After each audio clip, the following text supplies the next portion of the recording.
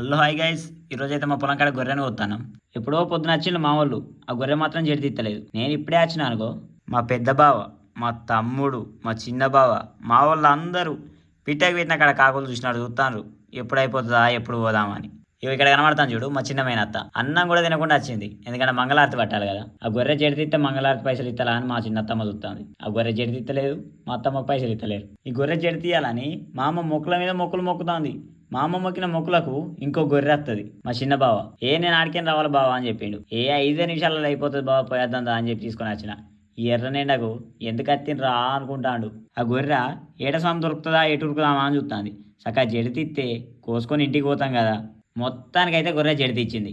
ఇక మా వాళ్ళందరూ ఒకసారి అమ్మయ్యా అనుకున్నారు. ఈ గొర్రె జడితిస్తుందా లేదా అన్న భయం ఉండే మా అమ్మకు ఫస్ట్ నుంచి. ఇక గొర్రె జడితిచ్చినాక అమ్మయ్యా అనుకున్నది మా అమ్మ కూడా. ఇక మా వాళ్ళందరూ ఇంటి బాట పట్టిళ్ళు. ఓకే రైట్ మరి, బాయ్.